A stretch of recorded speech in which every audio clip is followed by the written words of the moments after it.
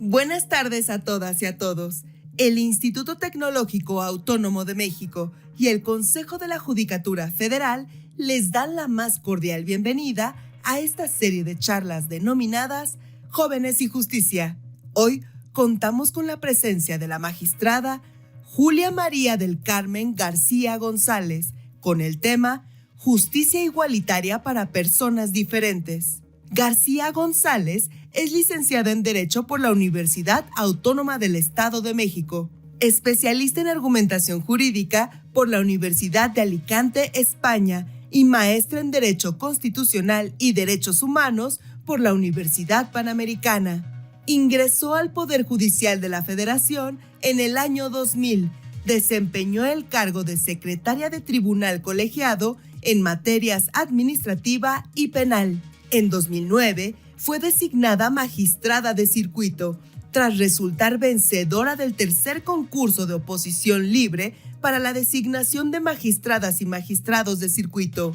Fue la presidenta de la Asociación Mexicana de Juzgadoras, Asociación Civil, en el periodo 2019-2020 y reelecta en 2020-2021. En 2023, fue directora nacional de género en la Asociación Nacional de Magistrados de Circuito y Jueces de Distrito del Poder Judicial de la Federación, JUFED.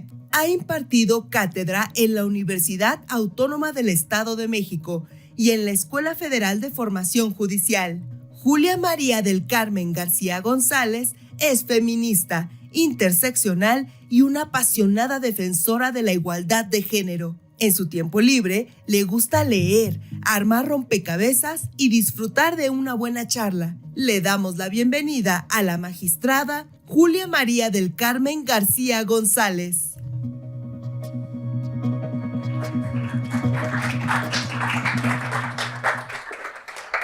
Muchas gracias. Buenas tardes a todas y a todos. ¿Quién se ha preguntado en alguna ocasión si verdaderamente somos iguales? Porque nos han metido siempre la idea de esta igualdad, digamos, a rajatabla. Y la verdad es que no tendríamos más que vernos para percibirnos diferentes. Tenemos huellas dactilares distintas, tenemos iris distinto, tenemos ADN distinto, pero no solo se refiere a las cuestiones biológicas, sino también a cómo nos enfrentamos al mundo, a qué cosmovisión tenemos, a qué creencias o a qué convicciones religiosas estamos adscritos o adscritas. Acá lo relevante entonces es notar que en realidad la regla tendría que ser la igualdad, la diversidad para las personas. Todas las personas somos diferentes. Entonces, ¿cómo es que se predica de nosotras y de nosotros la igualdad? Fíjense que la diversidad es un concepto que en realidad nos enriquece. ¿Y por qué nos enriquece? Porque gracias a ello podemos ver el mundo desde distintas ópticas y entender el mundo desde distintas visiones. Yo, por ejemplo, ahora mismo puedo decirles que hay personas que tienen, forman parte de la disidencia sexual y está bien, forman parte de la diversidad donde se animan ciertas personas a no ajustarse a esos estereotipos rígidos, a esa cis heteronorma de cómo se espera que seamos las personas. Otro claro ejemplo de cómo nos enriquece la diversidad es mi huipil. Este huipil que ven hoy es un huipil que solo hacen en un pueblo de la Sierra Norte de Puebla, en donde tienen esta técnica y si son observadores o observadoras, notarán que tiene elementos propios de la cultura de la que proviene. Nos han enseñado habitualmente a temer a la gente que es diferente, a rechazarla o de alguna manera a ignorarla. Eso lo que ha originado es que no tengamos conciencia de cuánto nos enriquece la diversidad, de cómo esa diversidad, y gracias a ella, la ciencia ha avanzado, tenemos música distinta, podemos vestirnos de distintos colores, podemos comer cosas diferentes. Piensen en aquel que dijo en algún tiempo que la Tierra era el centro del universo y fue gracias a alguien que pensó diferente que empezamos a avanzar en ese conocimiento y, entre otras cosas, las ciencias y las artes han avanzado por quienes piensan diferente. De modo que la diversidad en realidad es un elemento que nos tiene que enriquecer como sociedades. Pero ¿qué hemos hecho frente a la diferencia? ¿Qué hemos hecho como sociedades frente a quienes se asumen por parte de esa diversidad? Si ustedes se ponen a pensar, y para aquellos que estudien o aquellas que estudien particularmente Derecho, recordarán, por ejemplo, las categorías sospechosas que están reconocidas en el artículo 1 constitucional. Y yo les pediría que piensen, por ejemplo, en un grupo de niños o niñas, en un grupo de personas adultas mayores, en quien tiene alguna discapacidad, en quien pertenece a un grupo indígena, en quien va migrando hoy mismo, ¿no? Todas estas familias que salen de sus países de origen y empiezan a migrar a lo largo del mundo entero. Y pensemos en las niñas, en las mujeres, en las personas que están privadas de la libertad, en quienes son parte de esta disidencia o de esta diversidad sexual. Y es muy probable que ustedes, si piensan en estas personas como grupo, adviertan que han sido grupos tradicionalmente excluidos y vulnerados, es decir, grupos a quienes hemos relegado de manera histórica y estructural y que lamentablemente no han tenido acceso a las mismas oportunidades o al mismo desarrollo o a los mismos satisfactores que de repente tenemos en ciertos espacios. Esto entonces nos hace ver que este tema de que todas y todos somos iguales, pues va teniendo sus bemoles. ¿Por qué? Porque de entrada la ley dice que somos iguales y eso aparentemente es cierto. Pero ya dijimos también que las personas somos diversas y diferentes. Entonces, ¿en qué momento podemos empatar estos conceptos? O en realidad, ¿a qué se refieren cuando hablamos de la igualdad en este ámbito? Fíjense que a propósito de esta riqueza que supone la diversidad, decía, por ejemplo, Eduardo Galeano, que lo bueno del mundo a estas alturas, es decir, en un mundo globalizado, son los muchos mundos que en el mundo caben. ¿Y por qué lo decía? Pues por supuesto porque esta diversidad tiene incluso que ser protegida, o no solo ser protegida, sino además tiene que contar con bases mínimas para que entonces acceda por igual a nuestros derechos y a nuestras libertades. Acá el punto entonces no es que seamos idénticos o idénticas, no es que verdaderamente nos uniformemos para ser únicamente de una forma específica, sino cómo a partir de esa diversidad tenemos la conciencia histórica de reconocer cómo ha habido personas a lo largo de nuestra historia compartida que han estado en una situación desventajosa, vulnerable, oprimida, ignorada, etcétera, y que nos toca hacer desde el derecho para ponerle solución. A partir de ello, desde luego, vamos a tener que hablar del tema de la igualdad y de la dignidad. La igualdad entendida como ese atributo que nos es consustancial a las personas y a partir del cual ninguna de nosotros tendríamos que tener algún privilegio indebido porque se nos considere superior o alguna afectación porque se nos considere inferior y entonces se nos discrimine. El artículo 1, por ejemplo, prohíbe claramente la discriminación. Dice que está prohibida la discriminación, entre otras razones, por los rubros que ya les he comentado, que incluso alguien de la doctrina señala que son rubros prohibidos de discriminación. Si detectamos entonces cómo es que a lo largo de la historia hemos excluido a ciertos grupos de personas, entonces lo que nos corresponde es precisamente generar condiciones para que esos grupos de personas que habitualmente han sido sometidos a este tipo de situaciones, bueno, pues hay que tratar de emparejar el piso. ¿Qué hacemos entonces en estos entornos? Bueno, pues lo que nos toca hacer desde la Constitución es entender primero que podemos hablar desde la igualdad o de la igualdad desde dos vertientes o desde dos aspectos distintos. Podemos hablar de una igualdad formal, ¿no? Una igualdad de derecho. La ley dice que somos iguales. Y podemos hablar de una igualdad sustantiva.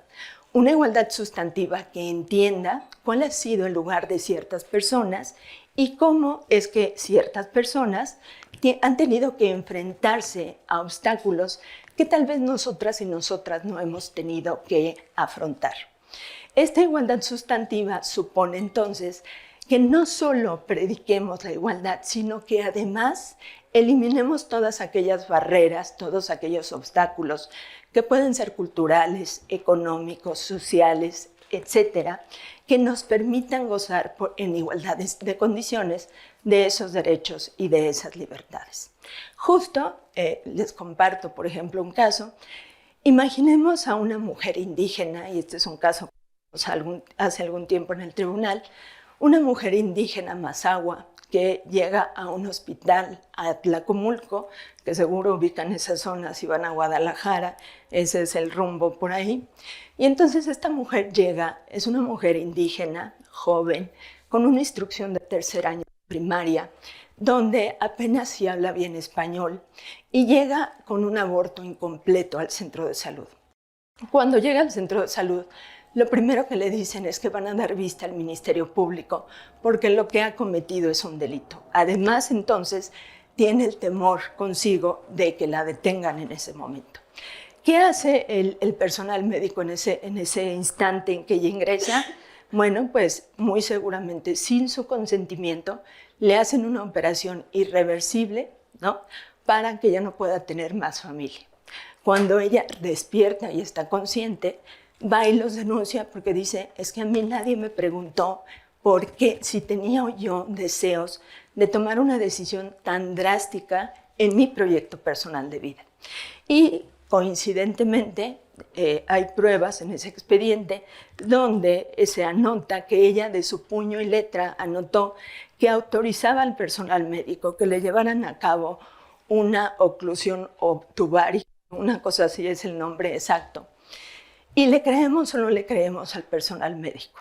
Entonces, para ello, desde luego, tenemos que tomar en cuenta cuáles son las características propias de esta mujer para saber si tiene o no alguna situación que le ponga particularmente en una situación de desventaja. ¿Y esto a qué se refiere? Ahora, permítanme hablarles brevemente del tema de la interseccionalidad.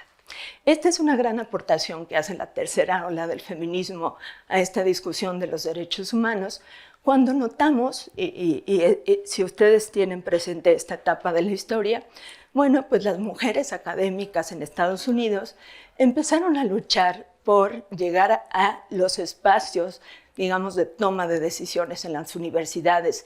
Querían ser las directoras, querían ser las jefas de carrera, querían estar en los espacios públicos, y de repente una mujer afrodescendiente dijo, es que nuestra lucha no es igual.